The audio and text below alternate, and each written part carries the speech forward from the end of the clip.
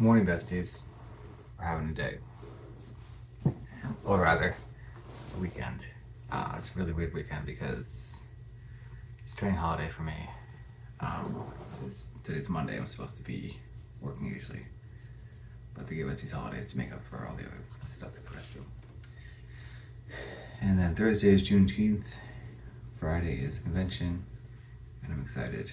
I'm training for a big event tomorrow. Just running in stuff. I feel like I had a moment where I flew on a plane, and the TSA agents had to double check that my ID was correct, and it was like, yes, I'm the same person. It's looked very different 6 months ago. You could probably see that in my 9 months ago when I fuck up in here. Yeah, but got a new phone. I got a flip phone. I got a foldable, and I want to see how long I can go without opening it in front of my wife. So it opens like this. Recording on it right now. It's a Google Pixel Fold, the first edition. I got it for refurbished, so it's very expensive otherwise. I just wanted to be like, you phone could do that the whole time, and I want to have a moment like that because those are hilarious to me, right? So anyway, JP Weaver, I'm an author. I was writing 1,000 words a day last time. Now it's 1,100, 1,300 a day, something like that. This is better. Get my way back up because 2,500 was a lot. So I had to train in the morning, but yeah. So yesterday was Father's Day. You might know I'm a dad, so we just played it all day. Or a splash pad. It was fun. And I think that I have a note about fun. So let me dig that after work. So when you get into that flow state where you're just like, all right, I'm just doing the thing, that's a good place to be. But fun takes some specific. True fun takes three things, or 2 out of 3 things, right? So kids and we were playing. The playfulness, which is we were basically splashing each other, or chasing each other around. You need connectivity, we're definitely connected, and you need flow. If you get 2 of those 3 of those things, and you're just kind of in a flow state of true fun. Playfulness, connectivity, and flow, right? And so, if you want to make your writing fun, if you get 2 of those 3, if you get connectivity, if you're connected with the characters and you're grounded in what they're going to try to do, and then you get that flow where you're just sitting down and let me give you an example, right? So I went on a tangent immediately. This is perfect. So people want to go to the gym, right? And I'm just like, okay, you want to find a gym buddy, find a buddy at the gym, right? But second of all, treat it like a spa experience. Treat your writing like it's a spa experience. Like you're gonna go to the gym and you're just gonna sit down and you're just gonna relax and do it, right? You're just gonna show up. Treat it all right, if all I do is show up and at the door and I say I'm gonna do whatever for 15 minutes, then I'll just do whatever for 15 minutes. Right, and then you might get yourself caught up in the flow or connectivity of it, or playfulness, and you'll start having fun, right? And maybe you're writing a textbook, but for the people that are with me, I want you to think about: am I having fun writing this? Or is this a drag? There are people that I basically haven't talked to any authors that are writing, but they're not enjoying what they're writing, but they're good at it. Well, I know one, but he quit writing. Don't have a story for that yet. Maybe later. But if you're not having fun while you're writing, what are you doing? Life is so short. You could be having fun doing something else. Like you could just go to the splash pad and just like, basically like kids, like what they do is they see other kids their age and they're like, you are my friend now, and the other kids are like, sure, whatever. And then like they were playing for like 4 hours. I'm just like, I've never met this kid before in my life. I've never met their parents before, but they decided to show up at the playground of the day. But they were both wearing, they were all wearing like the splash pad clothes. They're like, okay, we're gonna play here, we're gonna play at the playground, we're gonna play around here. I'm just like, oh man. But like they're just like in a flow state. I'm like, I'm hesitant to take you out of this, but I know that you've been playing for 4 hours and you need to freaking eat. And here's my other reminder, like, you haven't eaten. Steve, you need to eat. And some guy named Steve is gonna get freaked out by that, although I probably play that game too much. Akira, you need to eat. Because if you don't eat, I'm gonna find you and I'm going to make you wish you had. Can't make you do anything. But I can make you wish you had.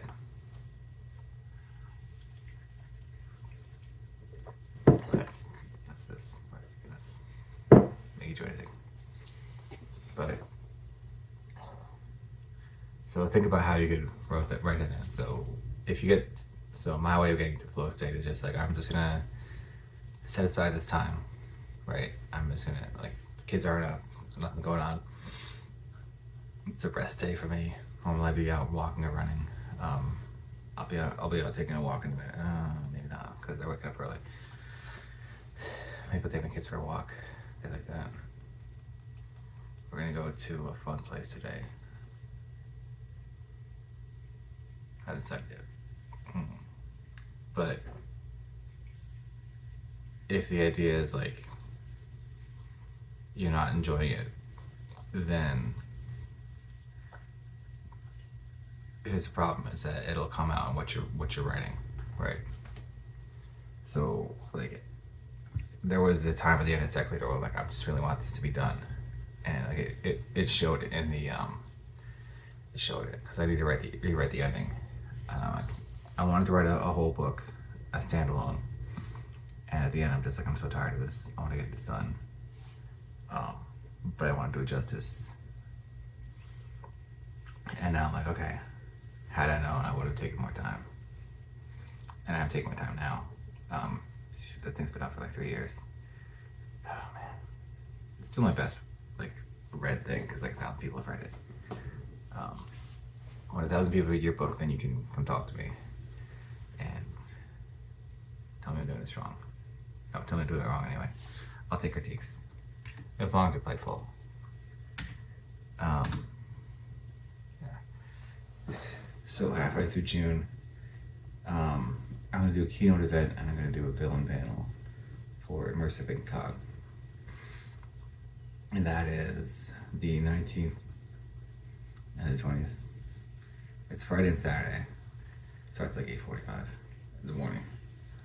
I thought it was gonna start earlier. But we are doing a thing. It's a free convention. And it's time for me to wake up. But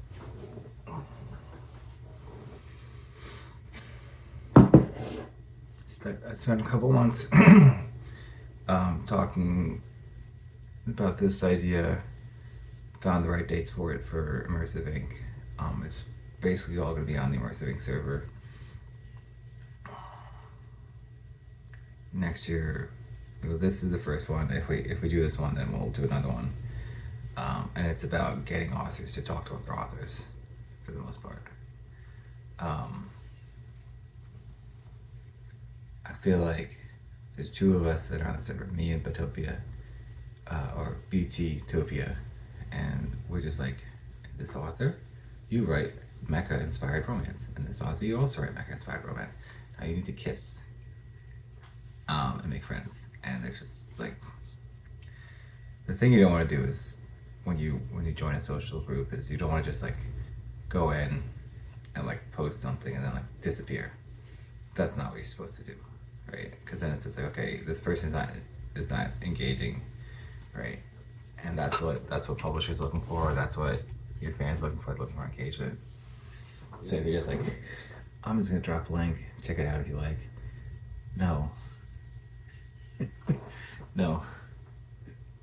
Come hang out and talk to us for a little bit, because I get it now. I get what they're looking for engagement. I'm like, okay, I will actually read your stuff if you show up, right? Because I don't care about you if you just drop your link. I'm like, okay, you seem like you haven't even read the rules, right? And this is for new writers. I'm like, okay, listen, I'll be generous. Like, I will check out some links, especially in someone's profile. I'm talking to them online, but like, dude, what are you doing? We had a deal. It's not like you don't just like show up and like, it's like authors that don't want to put in the work. Like, if you don't want to put in the work, that's fine. You can be a hobbyist, but they don't complain about like, oh, my stuff's off meta. Like, not everything's gonna succeed. Like, and like even like the good stuff doesn't succeed sometimes. Like, Orbis Tertius, it's one of my favorite books. It's about an anthropologist in a fantasy world, kind of. And I'm just like, this is great. Why is this it? And like, it's just like a hidden gem, and the author hasn't marketed it well. And like they wrote a spin-off about a lawyer or a judge, and then they quit like writing. I think they retired. And I'm just like, this is a shame, because this is like fine writing.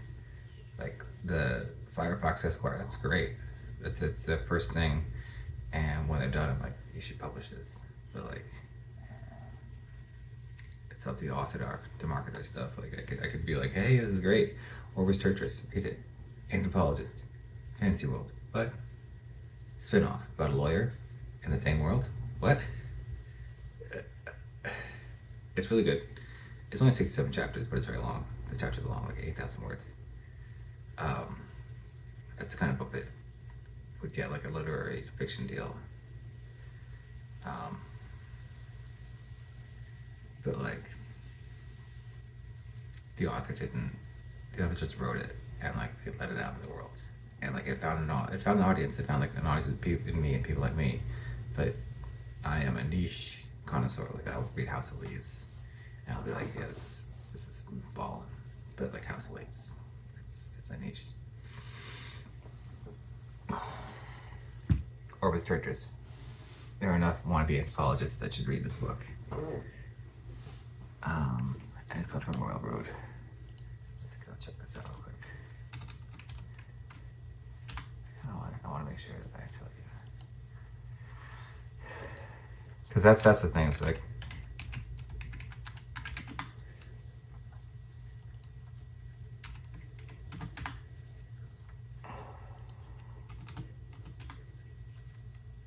Orbis Tertius and Orbis Tertius Pumphill. So Orbis Tertius. It is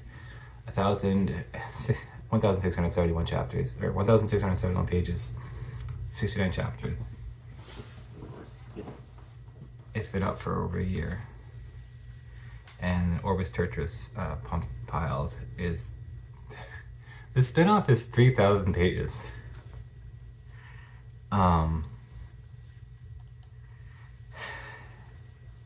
Karzovo Anka is a recently graduated anthropologist and linguist from the renowned Court of Ivory in the city of Al-Dion. She loves her home, she loves her typewriter, her books, and her peace. And now she's leaving it all behind, because apparently she can't become an accredited scholar with her damn office unless she embarks on an expedition. A gas mask, some clippers for mutations, a pearl-handled pestle, enough currency. That should be enough to deal with frostbite, malfunctioning railways, contaminated air, putrid cities, revolutionaries who are physically incapable of sleeping men, who are made of glass, who sent the passage of the first finest perfumes, and other stranger things. To strange currencies, strange grammars, and stranger food. Yeah, so this is a classic.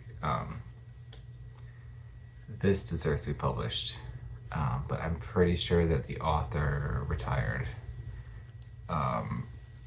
Probably from writing, maybe just from work. They might have been older.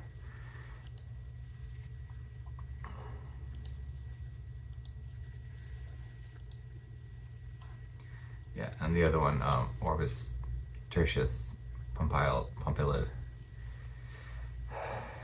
It started posting 14 months ago, and then it finished 10 months ago. 120 chapters. Let me see, there's an author note here.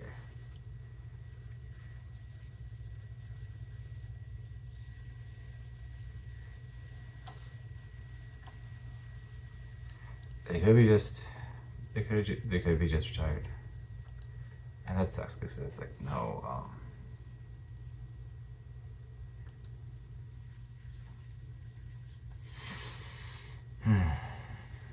But like, here's the thing: it's like you can find like a gem like this, and you'd be like, "Oh man, this is great," on Road. But then like they didn't do the work.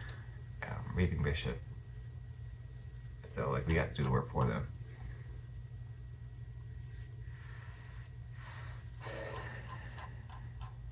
Yeah, and I'm sure that like of the 3,000 pages, like everything is like amazing. Of Orbis Tertius Pompilid. And I just, yeah. So that's my thought for today. It's not necessarily about like being a good writer. At the end of the day, once you've reached a certain level of competency, okay, do the marketing stuff. I was just listening to some marketer about romance, just be like, hey, get on TikTok, do the slides, do what I'm saying, make sure your social media is all linked, go to your newsletter, because your newsletter will get you your fans, right? But like, if you are a hobby writer and you just want to write like a story about an anthropologist, like just write your story, that's fine. But like, then don't come back and be like, okay, I didn't do any marketing. Clearly this is good, and clearly like people like me will find it. But like, yeah.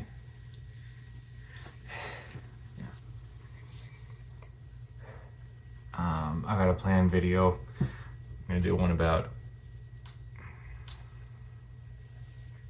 newsletters, ideas, because everyone's like, oh, what do I write about in a newsletter? I'm like, have you read a newsletter? But that's for another one. And I'm halfway through Bodega Cat. So like, I did not expect to be halfway through it. I mean, I thought it'd be done, but like, I'm like, okay, there has to, like, we're at the inflection point, we're at the halfway point. Now what? Or like maybe we're just not the halfway point, maybe we're like at the quarter point, or the 1/3 of the way through.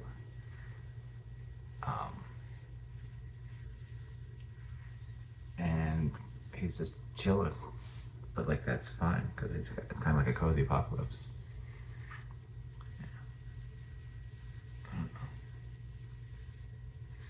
We'll see. It comes out soon. You'll know. Y'all know.